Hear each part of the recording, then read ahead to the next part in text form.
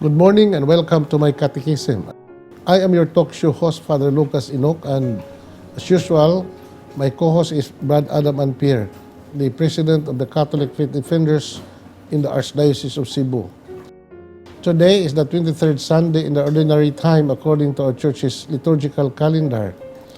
And our Gospel reading is taken from the Gospel of Luke, chapter 14, verses 25 to 33. And this particular verse of the Gospel of Luke speaks about the sayings and the conditions of discipleship that Jesus taught to his disciples. And this is a very important subject matter because we are all disciples of our Lord, although in a varying degrees. So, whatever status in life that we have in this world, we are called to follow the Lord. But there is a special kind of discipleship, and that is discipleship of the apostles of our Lord, which is being inherited by the apostles, by the bishops, the priests, and the religious of today. And this is the kind of life that we're supposed to live as religious and as priests. And the other form of discipleship is what we call the discipleship of the lay, which is also another form of discipleship of our Lord. And this is something that Brother Adam and I will be discussing today, and would like our televiewers to please stay with us because we'll have a short break.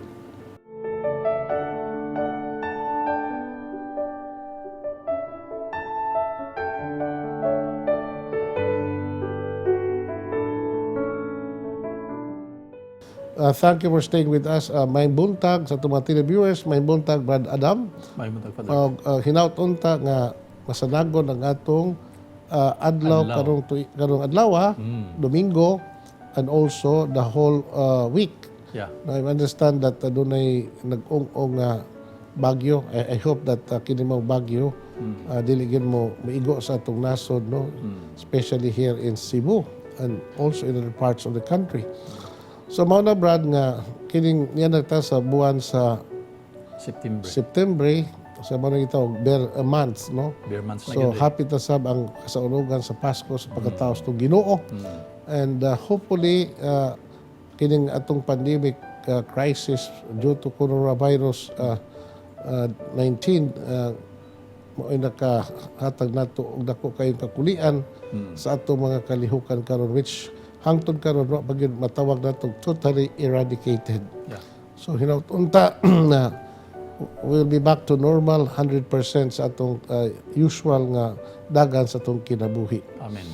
Brad, karon pagkakaron no kanang daghang makaitanong mga kalihukan sa simbahan. Although hapit na officially end ang atong pagsaulog sa 400 years of Christianity. 500 years. 500 years, sorry. So hinaut-unta nga ang ato sa mga kalihukan sa simbahan, dili po nato hinahinayan, kundi padayon lagi hapon ang ato mga kalihukan, especially in the area of evangelization. Amen. So, kining work of evangelization, Brad, mamagitaw na to, the very life and heart of the churches, no? Mission sa kalibutan. Busa dili nato ni luag-luagan nga maubulahaton sa simbahan. Yeah. Kay lagi the church exists for a mission, and that is to spread the good news of salvation to the whole world. Yeah. And this mission is entrusted to the church, not only to the priests, to the religious, but also labi na ang mga lay, kay dako kayo i-contribute ang mga lay, because you form the great majority of our church members or membership, no? Yeah. So imagine ang mga mga 99% sa atong simbahan is composed of lay faithful. Yeah. No mo na nga dako kayo og matabang ang atong mga lay evangelizers if we only would engage in the work of evangelization. Amen. Sa inyong kabahin, Brad, na karon na yan na magitag yun, no? Sa kahimtang sa atong panahon nga kinahanglan yun og this is the call of the Holy Father, no? Yeah. A renewed evangelization. So we should not stop working in this particular field sa kinabuhi ng simbahan. That's right. So kanang to evangelize, Brad, no? Yeah. So wa gid kahumanan until the end of time. Until the end nga diri kay sa pareha sa mua sa CFD nya sa imong giingon, Father, no, ang mga lay faithful, mga sama namo gitawag na og the sleeping giants, Father. So og mo hilihok gyud ang tanan, Father, ang mga faithful, ang kining mga lay, dako kayo ang taog kuan no, dako kayo coverage ang taog as far as evangelization is concerned.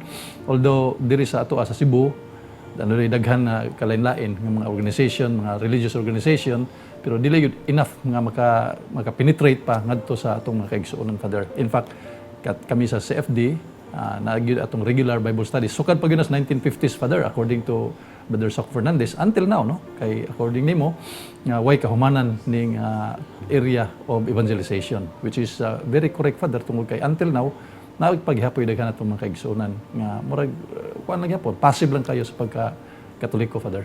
Yeah, you know, Brad, kining evangelization, no? Doon nagitawag evangelization ab extra or evangelization Ad intra. Ad intra. Yeah. No? So, kining ad intra meaning we have to evangelize our own people. Within the church. Within the members of the church. Kaya, Amen. mo lagi na nga, the observation sa atong simbahan during the PCP2 that we as a Catholic nation, we are highly sacramentalized but not evangelized. Yeah. If we're evangelized, we're not evangelized enough. So, our people are in Unsa may need of... diferensya na, Padre? Unsa man? Kanang highly sacramentalized but not So, ang bote pasabot na Brad, so we are very much attached to the sacraments, okay. but less ang atong attachment to the proclamation of the word. Oh. Mao na nga kinahanglan yun nga i-balance nato. Well, the sacramental life of the church should always be enhanced, and at the same time the evangelizing activities sa simbahan ato pod i-enhance, no? Amen. Unya, speaking about the involvement of the lay in as far as the work of evangelization is concerned, mo lagi na nga dako kay contribute ang ato mga lay faithful, pero usahay god dila kay usahay, and this is the common mentality of our people, that these things of evangelization is not the domain of the lay, but it is within the province of the religious, the priest and the missionaries, no? When in fact nga kitang tanan are called to evangelize, no? Kadaghan ta kadungog ang nag-ingon that every Christian is evangelizer, di ba? So if every Christian is evangelizer, then we have to evangelize. But the problem is we cannot give what we do not have. Amen. So for a Christian, for a lay faithful to really involved in the work of evangelization, number one, do na say zeal, no? Zeal. Kung kay zeal to evangelize, ba dali kag no? Di gyud, Father. Kaya evangelize. Uni kaduha pod nga do na pod say interest to know the faith. Amen. And especially the gospel, the word of God, because unsa may content sa evangelization, Brad, the word of God man. Amen. So if we have no knowledge on the word of God, no, saan pa nimo pagpaamin sa butang nga wa nimo? Correct. So mo na nga, of course, we also believe that the work of evangelization is not only on the basis of active proclamation of the word, but also by the way of the Christian life na itong gipuyan, nga itong puyan at mga Kristiyanos. Dili po na kutob na po niya, Brad, nga magbinuutan ta, nga we have to be good all the time, that we have to practice what we believe. But at the same time, we should also possess deeper knowledge of the Word of God. Amen. Aron ta mapuli, according to St. Paul, so that we will be fully equipped to do every kind of good deed, no, in the work of evangelization. That's why the Word of God is in the Bible is inspired by the Holy Spirit, no? Amen. And it is profitable for teaching, for correcting errors, no, and etc. So that, according to St. Paul, the man who serves God will be fully equipped to do every kind of good deed. Correct. And that is chapter 3 of the letter of Paul today, Romans,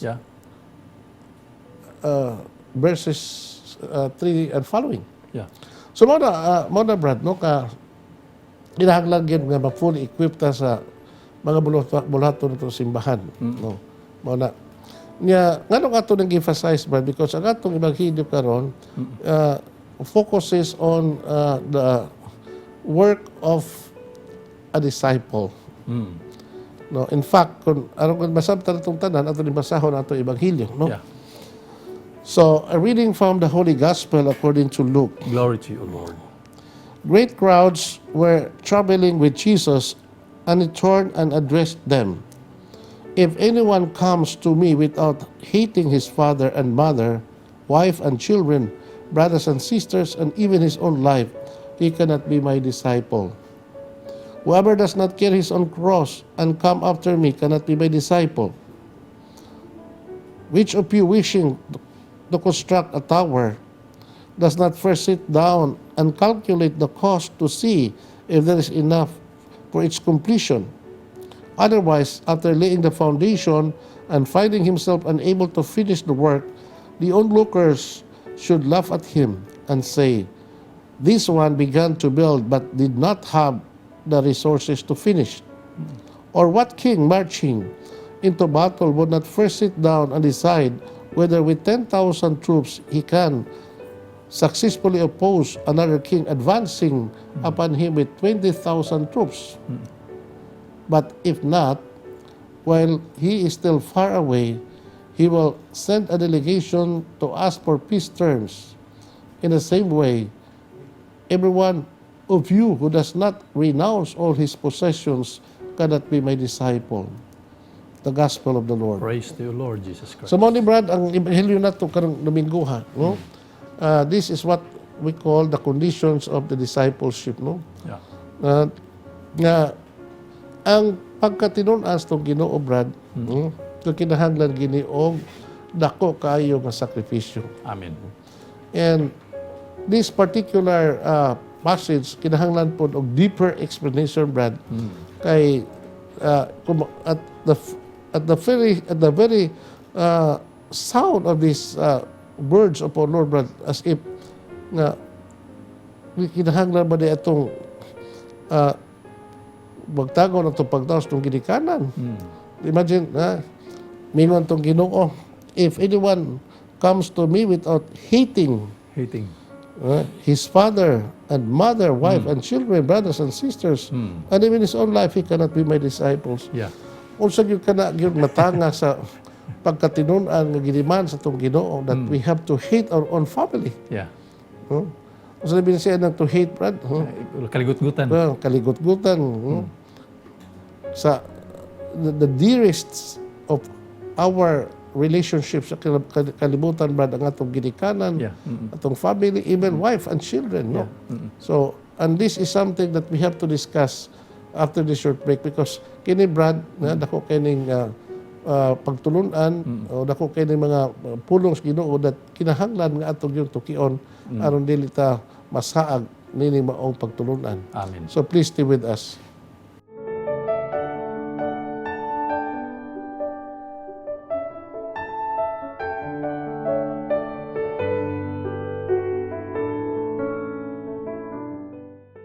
Thank you for staying with us. No, Brad Adam, no, so ato ning tukion unsa gini nga ato gyud talikdan tong ginikanan. We have to hate.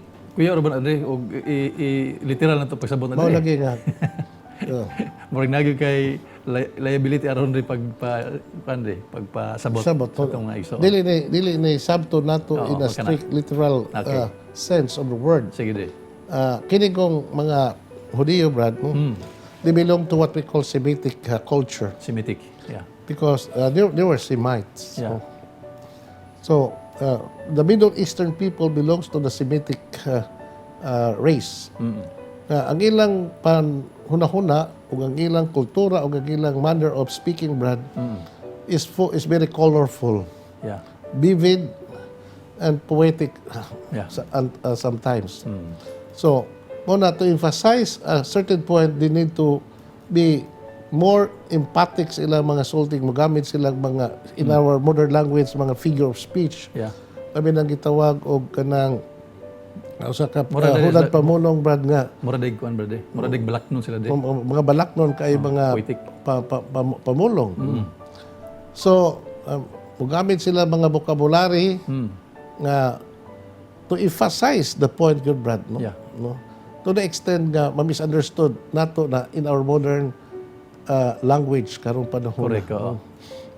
They are fond of using the word kini tawag og hyperbole, Brad, no? Hyperbole. Okay. So, kana pong to hate one's family, no? One's parents, brothers and sisters, etc., Brad. Bitaw, kaligut-gutan ko sa una Nagpasabot ka na, Brad, nga ang imong dedication to follow the Lord mas mulabaw sa imong dedication sa imong pamilya. Yeah. Because ni Brad, no? In every sphere of human life, God first. Yeah, number one. No, number one. God is always the number one. Yeah. Now, but remember, Brad, no? Kini maong pabulos to Ginoo kada demands of discipleship, right? To renounce one's family attachment, Yeah. possession, Yeah. no, etc., Brad. Para ning sa mga special people ng tawas Ginoo. Okay. Dili ni para sa tanan. Para sa mga, yun na to, mga pare, padre. The religious, no? Religious, yeah. The priests. Yeah. More so with the bishops. Yeah. So, But not for the lay people, Father. the lay people, you don't have to leave your family behind. You have to be in your family. Yeah. Huh? You have to be in the world. Yeah. That's where you belong. Yeah. Para sa mga tinunan sa itong Ginoo, like the apostles, no? And those who are called the special vocation in life, in the priesthood and religious life, mao gini ang giniman, Brad. In other words, if you enter that kind of life, you have to follow these demands of our Lord. Amen. So, wala magpasabot nga ato ng siliko itong ginikanan, dili na tinuod, no? Because that is contrary to the greatest commandment. Dili na literal pagkasulti ni Father. To honor your father and your And your mother. mother. So, the first to observe that commandment must be the priest and the religious. Amen. Mao na nga, ang salikway sa imong ginikanan, ug suon, bisag asawa, etc., Brad, nagkahulugan na in your life, you have to be ready to detach even the most intimate relationship, and that includes your family. So, Even your wife. Detachment, Father. Detachment. Yeah. The reason bitaw, Brad, nga kining mga religious, no, doon na may tulo ka vow, no? Yeah. The vow of poverty. Poverty. So, detachment from material position. Amen. Obedience. Obedience. And celibacy, no? Celibacy. No? Or chastity. Or chastity mo na. So, Brad, that is in obedience to what Jesus said into this gospel. Yeah. No? Busa, kung naa ka diya na maong feeling, naa ka diya na maong bokasyon sa kinabuhi, if you feel you are being called by God in a very special way, no, to be priest and religious, you have to be very aware of this condition and very ready to embrace this kind of life. Yeah. Di ba? Now, tingali makaingon mo, Brad, nga, kalisod po no? Kung ikaw o sa ka-religious or pari, so imo nang biyaan ang tanan, Oo. kunya, imong ginikanan, imo nang salikway, imong mga igsoon, etc., That is not the case. That is not the case. Ang punto diha, if you are in that kind of life, no, Yeah. sama na mga pari, mga religious, no, our life must be in total service to the Lord 24/7. Yeah. The reason why we are not allowed to marry, Yeah. to enter married life, tungod yan ang maong pagtulungan sa itong Ginoo, no? So that we can fully perform our duties as disciples of our Lord, no? With an undivided heart. O nagitawag, undivided heart. Yeah. Mao na nga, ang pag-alagad sa Ginoo, ninyo matagas kinabuhi, Brad, nagkinahanglan total commitment, total attachment, not to the world, not to our own family, but to the Lord, to the church, and to the missions that the Lord entrusted to us. Yeah. Now, in the case of the ninyo, Brad, no, sa kunang ingon, and we have to be very candid about this, no, nga ang inyong pagka-disciples sa itong Ginoo, na diha nagasukad sa inyong kahimtang sa pagkalay. So it doesn't mean that you are lay faithful, you don't have to follow the Lord. You cease to be a disciple of our Lord. You continue and you will always remain a disciple of our Lord, no, according to your state of life. Yeah. No? Ilan na, Brad? So, as a lay disciple, Brad, no, I'm sure nakahimo ka din maong mission sa imong kinabuhi, Brad. No? Nga, kining pagka lay, Brad, dako kayo mo i-contribute sa simbahan. Nga naman, nadagumos kalibutan. Yeah. No? Nadagimo na where you belong. Yeah. So, especially, muna akong challenge mo ito, Brad, no? If you're a lay, Yeah. now, the first thing that you have to do is, in obedience to the command of our Lord, to go out and evangelize. Yeah. Morning, you have to evangelize first your own family. Amen. Yeah? And the surrounding. And then the places where you work. In other words, we have to evangelize, no? Our offices. We have to evangelize even our government offices, no? Yeah. Ang iba atong idad o nag-ibanghilyo diha sa atong trabaho, diha sa gobyerno, diha sa pagnegosyo, and every field of human endeavor, Yeah. kinahanglan nga atong dadon ang ibanghilyo ni Kristo. Amen. And you are the right persons to do that because you are already in that place. Yeah. So, Mana Brad, ikaw kunoy itong pasultihon na being a lay disciple. So, may ibang makasinatian, may tugod anang napita sa ibang pagka-disciple. Yes, Father. As a lay person, according to, that is also teachings of our church, nga we also have our part in the development of the church. Like for example, sa kanang evangelization, ato naman nag-isgutan gayod. Ang atong simbahan, doon ay gitawag og scope of evangelization, Father. One of them, kining gitawag og catechesis. Catechesis, sabot to mold ourselves sa mga lay faithful. Napo na, nisgutan kaganiya, imong gingon sa Second Plenary Council of the Philippines, nga ang mga faithful, kinahanglan gyud nga aduna sa kibalo, mahitungod sa teachings of the church so that we can evangelize. Kay matud pa nimo, Father, klaro mo na sa atong simbahan nga nemo that could not have it, we cannot give of what we do not have. And therefore, kuan lang yun, no? Kini ang usa gyud na sa among nasudlan nga organization, Father, diha sa simbahan kining kuan organization sa Catholic Faith Defenders, nga ana gyud ang pagmold una sa tag sa kaugalingon so that we can share, we can give, and we can evangelize to our brothers and sisters. So banay usa sa among kuan, Padre, no, as a lay person, usa na sa mo ang mag-contribute namo ngadto sa simbahan. You know, Brad, no, nga doon ay pagtulong sa simbahan nga nag-ingon that the primary mission of the lay faithful is to renew the temporal order of the world. So the world that we are living is the very fertile ground for the Word of God, no, to penetrate. No? Busa, mamagini ang kalibutan magyod ang atong sagyawan. Mamamin nito Ginoo in Matthew 28 verse 28. Go to the whole world. Yeah. So it's the word that we have to evangelize. No other word but this word. Yeah. To the whole world. That means the whole humanity. The whole humanity. So, no, without exception, ang tanan should be evangelized. No? The object of our evangelization are the people living in this world. No? So, the living people, of course, no, the ones who are dead, no, wala na to. So, ang mga tao din kalibutan nga gipuy-an karon, those who are alive, no, mao na sila ang object sa atong evangelization. So, dawat sila og dili, Padre. Na. Ang importante nga we preach the word of God, we plant the seed. It's up to the Lord to let the seed of the word to grow and to bear fruit.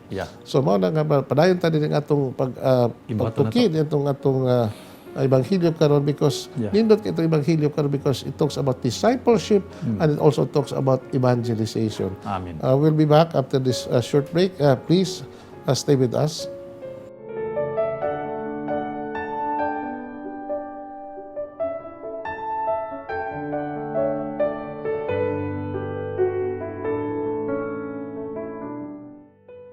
Thank you for staying with us. Brad Adam, no, nindot kay ning ato ebanghilyo tungod kay aside from the teachings of our Lord on the discipleship, that there is so much costs, no, in a person who makes a decision to follow the Lord. It is by way of parable, no? Yeah. That if you want to follow me, you have to deny yourself, you have to hate your family, etc., etc. Unya, to emphasize the point of our Lord, He gives us this parable. No? Whoever does not carry his own cross and come after me cannot be my disciple. Which of you wishing to construct a tower does not first sit down and calculate the cost to see if there is enough money to complete it? Or what a king marching into battle would at first sit down and decide whether with 10,000 troops he can successfully oppose another king, advancing upon him with 20,000 troops. But if not, while he is still far away, he will send a delegation to ask for peace terms. In the same way, everyone who does not renounce all his possessions cannot be my disciple. You know, Brad, usa kini ka pagtulos ng Ginoo, usa ka parable Yeah. nga kinahanglan nato ni expound because doon na ni relasyon sa role sa usa ka disciple, sa the life of a disciple, Brad. Nga sa imong paghimog desisyon to really follow the Lord, you must be honest to yourself first of all. You have to calculate the costs, no? Makadawat makadining challenge sa pagka-disciple that you leave everything behind. Your own family, even your own wife. So, hununaw gyud mo. And even your own profession. Yeah. Correct. No? In other words, are you willing, are you prepared to leave the world of your comfort zone? Yeah. And to embark a very challenging vocation, and that is to follow the Lord in the work of evangelization and in the service of the church. Yeah. So, you have to think it over. Yeah. So basically kanang ebanghelyo nato karon diri particularly focus gina sa Correct. tawag sa pagkapari padre. Yes, that's correct. So, kinahanglan nga imo ginahunahon if you have enough of energy, Yeah. the strength of your mind and of your will Yeah. Kanang yung to know the challenges demanded of you as a disciple. kanang yung commitment nimo Father nga wala gid ka sa Ginoo 100% gyud Correct. wala ikwan So, diba, kinahanglan nga you have to make decision. a decision, but in making the decision, you have to weigh down all the possibilities, unsa may tabo sa imong kinabuhi the moment you make this decision. So, are you prepared to abandon the most important persons in your life? Correct. Are you prepared to, leave behind the comforts of your life? No? And it's not easy, Brad. No? Correct. Una nga, Kaya na magyapon natong pagkatawhanon ana di inyong pagkapari diyan nagyapon ang pagkatawhanon. That's right. We have to calculate the costs. Amen. No? As the result of your decision. Amen. So in making a major decision sa imong kinabuhi, especially in making a radical change of your life, Brad, no? From being a lay to a religious, Brad. Kada nagkinahanglan yun na enough discernment and prayer before you make a decision. Kung mahimo Brad nga kanang formation sa usa ka seminarian, Brad, no? The whole year, imagine that 12 years, 12 years. Mao na ang the whole long years, imagine 12 years of discernment. It's not kanang a life sa seminar, Brad, is not just a life of studying in preparation for our ministry, but also a life of constant reflection and constant weighing down ba sa imong decision. Na mo na nga kinahanglan nga kadang dapita diha imo naggamiton diha sa pagkumalandong unsa kita ka andam sa pagsugubang ning demand sa result gitudos ng Ginoo, so that will become very effective disciple of our Lord. Amen. Naman na siya, Brad. Unya mo na nga, makaingon ta, according to the words of our Lord, many are called but few are chosen. Few are chosen. No, nga naman kay there are a lot of people, Brad, when we entered the seminary, we were very taghan kay mi.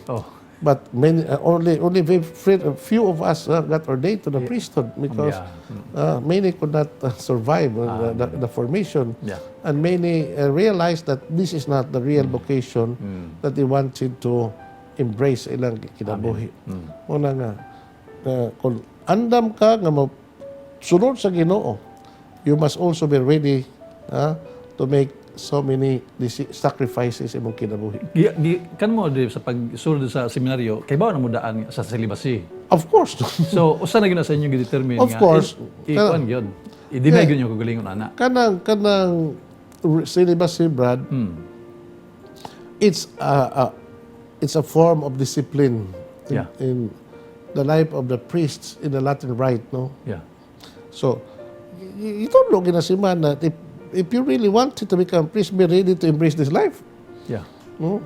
Otherwise, this is not the kind of life that you are supposed to live. Yeah. So, that's Pero ano sa part sa kuan sa mga Eastern churches di nga apil gapon sa simbahang Katoliko. Ano na libre man sila, awa man sila sa celibacy. They have separate canon law. They have their own discipline. Pero apil gapon sila sa kuan. Of course, no. Kay kanang celibacy, Brad, is not part of the essence of the priesthood. So pwede ra It belongs to the discipline of the. So pwede ra life of the gapon ko priesthood. na sa simbahan diri. Panalitan mo yung simbahan nga, okay, no more celibacy. Anytime, no, because the celibacy is a church law. Okay. It's not a divine law. It is a discipline only for those who No, want to. no, Brad, no. follow It's not Jesus, a divine law, but it's an ecclesiastical law imposed on the priests belonging to the Latin Rite. No, we belong to the Latin Rite of the Catholic Pero Church. gitudlo po na ni Lord Jesus, Padre, naman na sa Matthew chapter 19 verse 6 nga ang makahimo nini, sa verse 12, Padre, makahimo nini padawaton. Okay, mo magihang gusto. Pwede magkuan pero kadlag yung to remain as single, like for example si Saint Paul. Kay pari man to Saint Paul according to 1 Corinthians chapter 15 verse 16. So sa yung pagkapari, single gyud siya, wa gyud siya mo to mga asawa. Unlike ni San Pedro sa wa pa siya gitawag, naman to siya asawa pa der, pero iyang gibiyaan ang tanan. You know, Brad, no? Ako ni-exaltes to mga televiewers ba?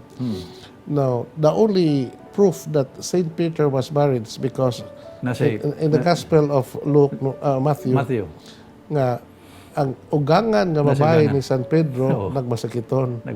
No? So therefore, marriage dito iyang giayo o na ulian siya sa iyang hilanat o bisilbi kanina. That's the only indication in the Bible or in the Gospel that Peter was a married man. Yeah. But we cannot find other evidences in the Gospel and also in the whole Scriptures that other disciples were married. Amen. Only Perhaps, Peter, yeah. perhaps some of them were married. No, perhaps. Yeah. But the moment they made the decision to follow the Lord, they leave everything in their family. Bingo San Pedro in Mark chapter 10. Yeah. Lord, what about us? We leave everything behind. Amen. No? So, kinsa pamilya pa katong doon, kinsa katong may diya sa amahan, inahan, asawag, mga anak, tungod ka na kung tungod sa kaharian, makadawat pa og dugang nini. Yeah. No? And persecution beside, and at the end, eternal life. No?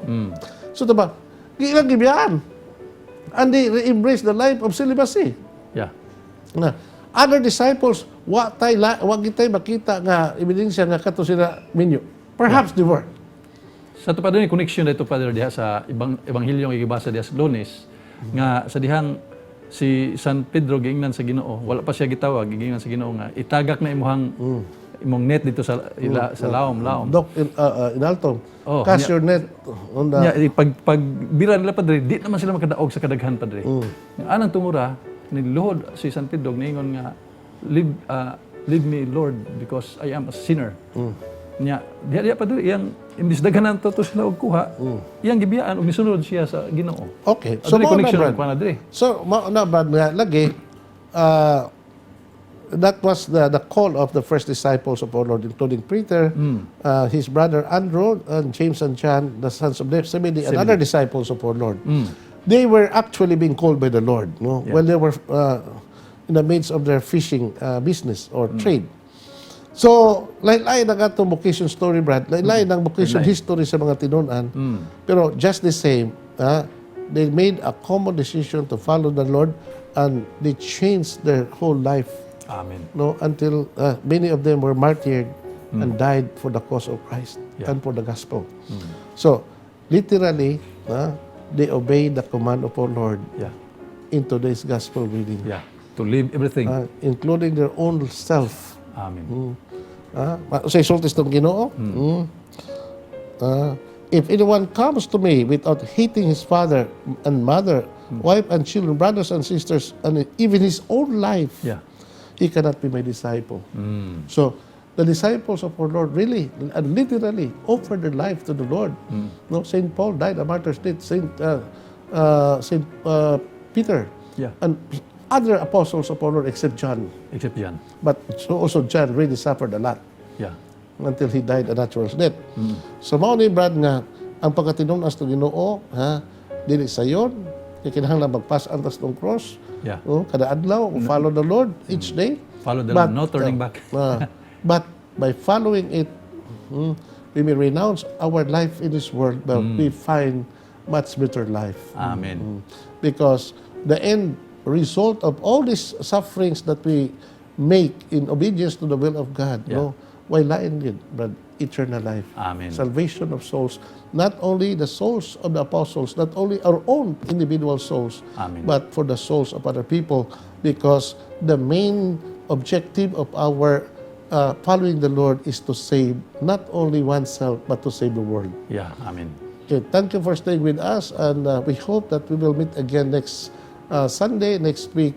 And please always abide and padayon mo nga magsunod din itong programa so that we will journey together in the Word of God so that we will follow the Lord faithfully and serve Him the best we can.